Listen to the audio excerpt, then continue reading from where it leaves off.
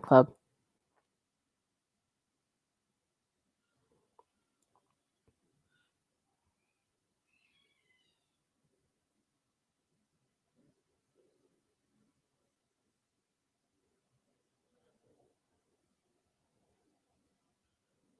All right, I'm not actually hearing from the GMAT Club yet. I'm going to go ahead and proceed. Hopefully this screen is sharing. Welcome today. My name is Dr. Shell Watts. I'm with MBAadmit.com. I'm always happy to join the GMAT Club for another webinar. Today's topic is the executive assessment. It's a very popular topic because this is a new test and everyone's curious about whether it's a good thing or a bad thing and how to best prepare for it. So the topic is what score is good enough and other frequently asked questions. Before I get into this topic, I want to just tell you a little bit about our company. MBAadmit has been around for decades. I have been providing MBA admissions advising for over 33 years. We have very deep experience with the EMBA programs because our company predates most of them by about 10 years. Here's a snapshot of some of the schools that we've worked with extensively, have great records of success with them. And if you're curious about what we think in terms of whether you will be a strong candidate to a top EMBA program, feel free to send to us your most recent resume at info@mbaadmit.com, or you can also go to our website and fill out the profile evaluation form there. Here is an EMBA ebook, which is free for you if you want to go ahead and get to our website and download that. We are coming out with a second edition in about 7 days. So for anyone who gets this version, we will send to you the updated second edition in about 7 days. And then to mark this webinar, we are offering 30% off for candidates between the next 7 days, so the 13th to the 20th. Feel free to just reach out to us and mention this special offer, and we're happy to extend that to you. All right, so let's get into the topic. What is the executive assessment? The executive assessment, or EA, was launched in 2016, and the reason it came about is because as these EMBA programs began to spring up, what we found, what the industry found, and what the schools found is that the candidates just did not have enough time as busy executives who have a high level of responsibility, as well as families usually. They just didn't have time to study for the GMAT, and so they would carve out what little time they could study and then end up with quite poor scores. Somewhere in between 580 to 660 was rather typical. And those scores did not reflect their abilities or predict their odds of success in the programs. So after getting some feedback and discussing with the schools, the Graduate Management Admission Council, GMAC, which is the organization that makes the GMAT, responded to feedback, and they prepared, designed this executive assessment, and again, it launched out in 2016. So what is the executive assessment supposed to be all about?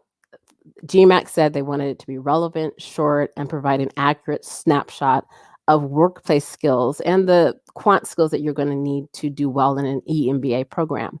So it's a 90-minute test, which is much shorter than the GMAT. It's offered year-round. It's offered at test centers in approximately 600 locations, and you're able to test within 24 hours of booking an appointment in theory. The structure of the executive assessment is this. So 3 sections of 30 minutes each. Integrated reasoning, which has 12 questions, and the sections are multi-source reasoning, graphics interpretation, 2-part analysis, and table analysis. There's a verbal section, which has 14 questions. That covers reading comprehension, critical reasoning, and sentence correction.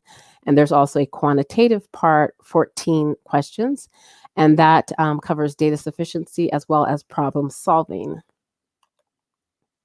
Which programs accept the executive assessment?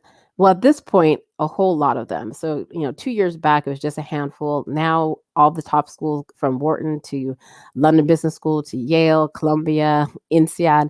So you have quite a number of schools that accept it now. And that's good news for you because as someone thinking about an executive MBA program, it just means that you're going to be able to prepare more easily with less time for the standardized test score that many of these schools are asking for.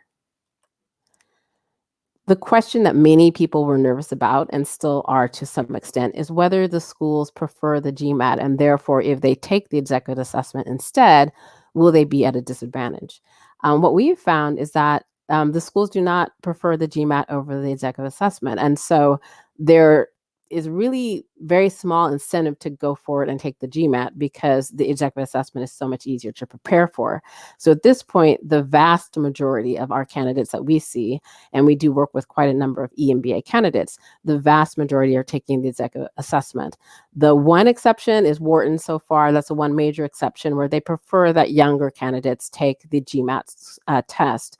And so basically, if you have 8 years of full-time experience or less, they prefer to see a GMAT score from you. And actually, they require that. So for most other schools, though, there's no preference. And if you have a strong executive assessment score, that will put you in a good position. What has been the impact of the executive assessment on admissions? Increased access, but that also means increased competition. So for you, it's been great news to find that there's a test that's a lot easier to prepare for. And also, my candidates tend to find that it's a lot easier to score well on it. But the bad news is that now a lot more people can apply because it's that much easier to be able to put an application together and have the standardized test score. So the numbers of applications have gone up. That has made these programs more competitive. For example, between 2015 and 2017, Columbia Business School reported that for its New York programs, the number of applications went up 27% for the Friday and Saturday program and 44% for the Saturdays only. So that's a very big jump. And that just means that you need to make sure to pay attention to how you're putting together your application, the recommendations, the resume, the application form itself, and make sure you're submitting a strong application because things seem to just be getting more competitive given the arrival of the executive assessment on the scene. So what score is ideal? 150, 152, 158. It really is going to depend on the school, also can depend on your profile. But let's just talk about how the scoring works. So there's 3 sections, 30 minutes each. Each of those sections gets a raw score between 0 and 20. And then those 3 are combined in a weighted way to bring an overall score of between 100 and 200. So when you hear someone saying, I got a 14 on my quant, that's one of those 3 sections, and that is the raw score. And when you hear someone say, I got a 155 on the EA, what they're talking about is the overall weighted score for all 3 sections. The one thing to remember with the executive assessment, which is very different than the GMAT, is that you only get 2 tries, and that is a huge thing. That means that, and it means lifetime. It doesn't mean per year. So at total, you get 2 shots at it, and you cannot cancel your score. So you really want to make sure that before you take it, you're ready to take it, because if you don't get the score you first want, you only have 1 additional try after that. And then in many cases, if the score is just too low and you still want a school that has a standardized test requirement, you may have to take the GMAT, which is simply something that you ideally would avoid having to take. So what score is good enough? This has been changing over time. It's also been changing by school. When it first came out in the first couple of years, most of the schools were saying that 150 overall was a fine score. That has been changing. And so now I would say a score between 147 and 150 with a quant of 9 to 10 can be viable at many top 10 programs. That's assuming that you have a strong application, recommendations, essays, resumes, so forth. 152 with a quant of 10 to 12 is more safe for the top programs. 155 with a quant of 12 to 14 is better for Wharton. And then 155 or above with a quant of 14 is more ideal for overrepresented profiles who are applying to Wharton. So that might be foreign nationals from East Asia or foreign national Indian men in the technology sector. So if you're overrepresented, you want to get as high as you can. And so 157 or higher, ideally with a quant of 14 or higher, is a better score to have. In terms of breaking it down, here are some of the other schools and what they've been telling candidates they're looking for. So Columbia, New York for the EMBA program has been saying this past year that 148 to 152 is fine. Booth has said 150. Haas has said 148 to 152. So this is in the 2019 to 2020 admissions season, because this has changed over time. And so this is what it has been this year. For those of you who are looking at this, who may not have scored as well as these yet, the good thing to know is that the application really does have an impact. And so we have helped people with as low as 138 and 141 get into some of the top programs, including schools like Columbia. So it is possible, but obviously you want to aim for as high a score as you possibly can land in this test. Many candidates ask the question, does IR matter? What we find is that right now, by itself, a poor IR score in the executive assessment will not derail an application. But if you did both poorly in both quant and the IR sections, that's more problematic, because that raises the question about whether you're ready to handle the quant of the program. And so the IR matters if the quant is lower. I wanted to give you all a sense of what a sample quant question looks like. So this is taken from the GMAC website. You can get on the website and take a look at a lot of other sample questions. They have many up there. And so this is just one, but you'll see that it's not extremely difficult. So let's just read this through. It says increasing the original price of an article by 15% and then increasing the new price by 15% is equivalent to increasing the original price by. And then if you were to do the math, you should get the answer A. So that is a quant question example.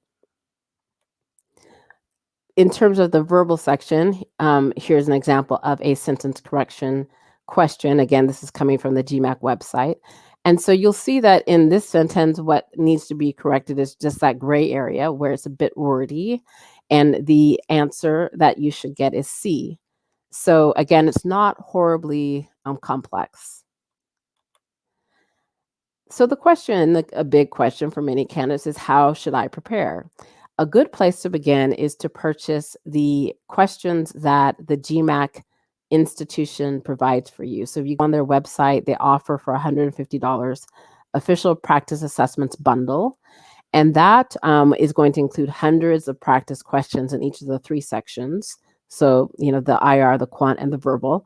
It will also include 4 full-length practice assessments. And so 2 of those are past real exams, and 2 of them are mock exams. But for all of those, you're able to take each one all the way through in a timed fashion and project your score. So it's very useful for you to see, how you're scoring. What are other ways that people prepare? This really depends on your level of quant proficiency already. Some people are doing very quant heavy work, and so they're up to date on those skills, and other people had educational training and they are comfortable with quant. Other people are coming with less quant experience academically or professionally, and so they may need more preparation. So based on your own background, you'll understand or have a sense of what you need. But here are some ways that people do prepare. So some people go get the GMAT materials and they use that to prepare, especially with the quant. Some people go and they take online math or a quant course, and that will help them prepare them for the quant section. Some people go to the same type of test preparation organizations that help prepare people for the GMAT. Some people go to a private tutor, and then again, some people just do self-study. So really just depends on you and how you feel in terms of your quant readiness. And again, the quant is really what most people worry about much more than the verbal. And so how much time does it take to prepare? It's the same thing, that it really depends on your proficiency already with regard to quant and integrative reasoning. So preparing, how do you go about preparing, figuring out, are you close to being ready? Do you need a lot more study, and so forth? This is one way that many candidates find very useful. First of all, get a hold of those GMAC questions from the GMAC website, and then start to work through some of those practice questions.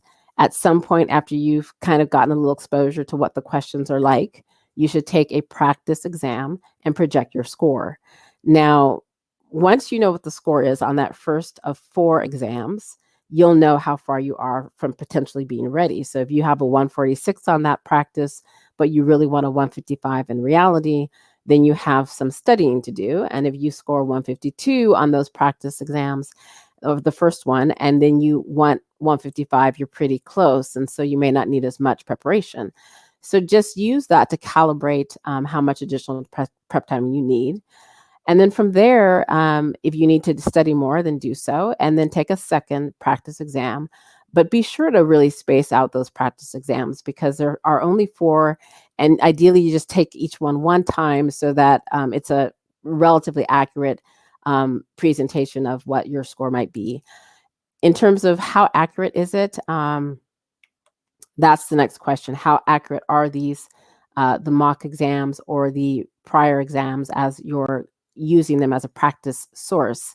What we have found is that the majority of our candidates, when they do those, what we call mock exams, they score about 3 points higher than what they will score in reality. So basically, if you do score a 156, you might get a 153 on the real test. And so you can use that anecdotal, sort of 3 points higher rule to sort of see how close you can get to the score you really want. But ideally, again, if you're aiming for 155, then you might want the mock to come in around 158. If you're aiming for 150, you might want the mock to come in around 153. Is it possible to submit the executive assessment after the deadline?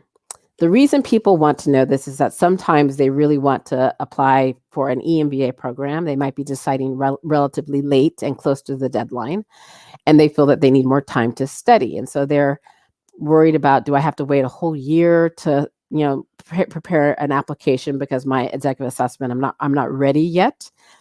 And the answer is that many of the top schools will actually allow you to turn in the score 2 to 3 weeks after the deadline. And so you can submit the essays, the form, ideally the recommendations also on time, and then submit the executive assessment score a few weeks later. But the key thing is reach out to the school, call them, make sure that they're okay with that and that the application will still be considered an on-time submission. But what we have found is that the majority of them permit that. So what happens if you only get in the 140s on your first try? The first question to ask is it high or low 140s? If it's high and it's one of those schools that has said that 150 is fine or 152 is fine, you may be close enough. And so you may want to reach out to the school and see what they would like you to do.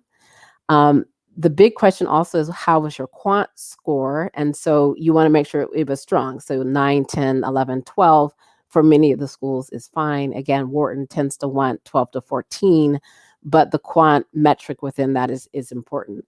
So if it was a low 140s, that's in most cases when you do want to retest. Again, you can reach out to the school and ask them what they'd like you to do. But in most cases, the low 140s would mean that you want to try to take it a second time. So then the next big question is, of course, do candidates do better on a second try? What we have found is that candidates who do study a bit more, so it may only be 2 weeks or 3 weeks, they tend to have about a 3-point increase in score. And that can make a big difference. So if a score said, they want 152 and you were at 149, you might get that 3-point increase in a few weeks, and then you're going to be much more less at risk in terms of the score, in terms of the application. People who rush into it and say, hey, I just had a bad day, let me just retest.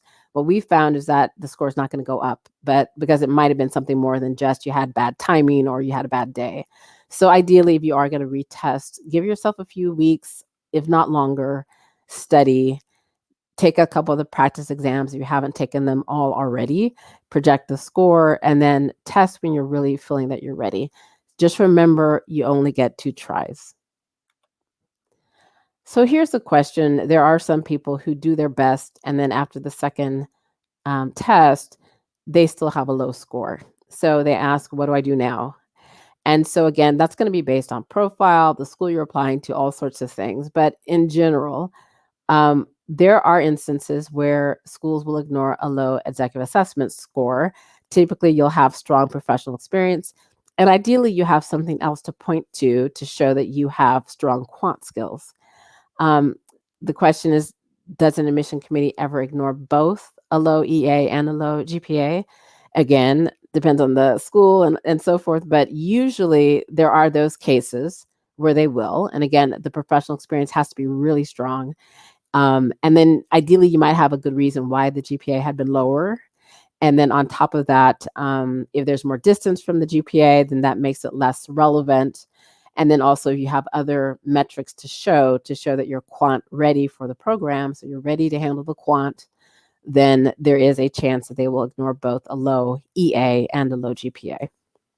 The next question, is there ever a scenario where I have to take the GMAT if I have too low executive assessment scores? The answer is yes. There are some schools that, especially those that keep a high bar on academics, where they'll say to you, go take the GMAT.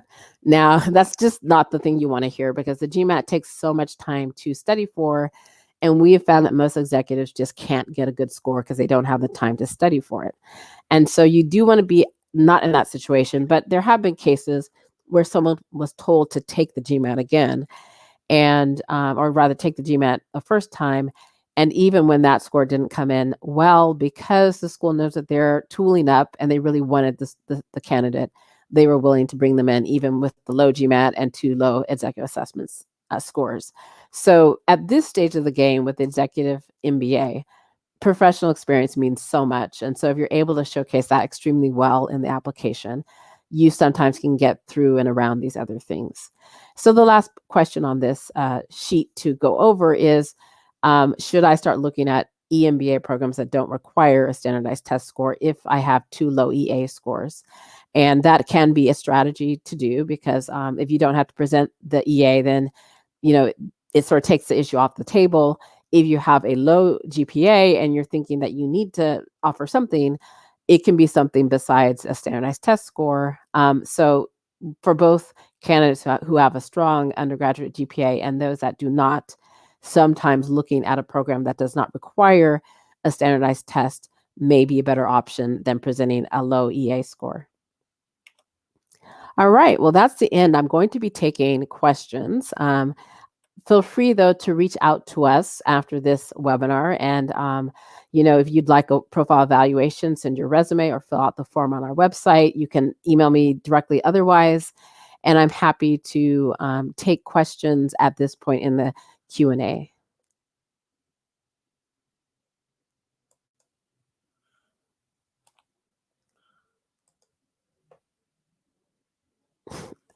Okay, sorry about that.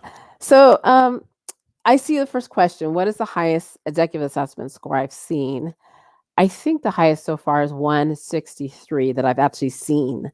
Someone had claimed to have a 170, but I didn't actually see the actual report. So in terms of what I've actually seen, it's been 163.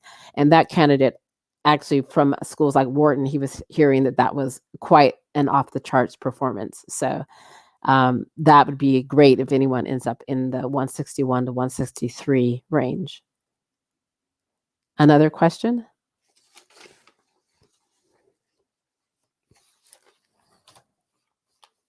Okay, this question, if you have a low GPA, should you take the executive assessment for a school that does not require a test like MIT? I sort of just went over that, but essentially, you will, if you have a low GPA, it just really depends on the school. Okay, so some schools keep a higher academic bar, like MIT, and other schools are much more flexible. And so if you're applying to one that's more flexible and there's quite a lot of distance since the college experience, so say it's been 13 years, most schools will say something 13 years old is not defining of you anymore. And so you could proceed, if you have really strong professional experience, to go for one that doesn't have an EA requirement. But if it's an MIT where they keep the academic bar high, so even though they don't require the EA, if you have a low GPA, they will want to see something to show that you have the quant skills to excel in their program. So in that case, the executive assessment could be something you take if you think you can take it and do well and show them. But there's also other things that you can do, like an online course. So it doesn't have to be the only route, but for a school that does have a high academic bar, you need to offset the low GPA somehow. All right, I'll be looking for another question. Well, okay, what is the split number of questions? I think that varies if I'm correct. So you'll have to go. A good way to know that for sure is really just go take those 4 tests that they have on the website. But I don't think they actually will let you know beforehand what the split will be. So I wouldn't want to even use my past clients to answer that question, because it may be changing with each of the new tests that they're putting out there. All right. Okay, so here's a question about GMAT waiver. Um, so for schools that let you have a GMAT waiver, should you go for that waiver or just take the EA in order to present a score? What we have found is that they're not going to grant the waiver if they don't think you have great skills. So you're not putting yourself at risk to ask for it, because if you get it, then you saved yourself all the trouble of taking the standardized test. And so the vast majority of candidates that we have worked with to try to get GMAT waivers have gotten them. They're people that had quant degrees, or they've had a quant job as well. And so the school was satisfied that they had the skills to be able to do well in the program. So I would say if you think you're qualified to get the GMAT waiver, you might as well try and save yourself the trouble of testing for the EA. All right, so here's a question about the GRE. So how do the GRE and EA compare in terms of difficulty? And would you ever advise someone to take the GRE instead of the executive assessment? Well, the executive assessment, from everything I've heard from all my clients, is much easier than the GMAT or the GRE. And so it really should be the first test you try in many cases, because you may score well and you're done. Now, if someone has not done well on the executive assessment twice and they're thinking about taking a standardized test, between the GRE and the GMAT, the GRE is said to be easier on quant. And so if quant is your weak spot, maybe you want to go that direction. So to answer the question, the executive assessment, most people believe, is easier than the GRE and the GMAT. And in general, no, I would not suggest taking the GRE instead of the executive assessment. The executive assessment was designed for the EMBA pool. And so with more time, all the schools are seeing, what it means in terms of where the score is and how students perform. And I think it's a great option for people to take if they're applying for an EMBA.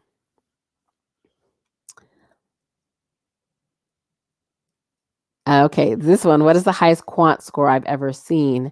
18 is the highest. And so presumably the raw score goes up to 20. And so the highest I've seen is 18. Let's see if there's another question coming. I'll take a few more.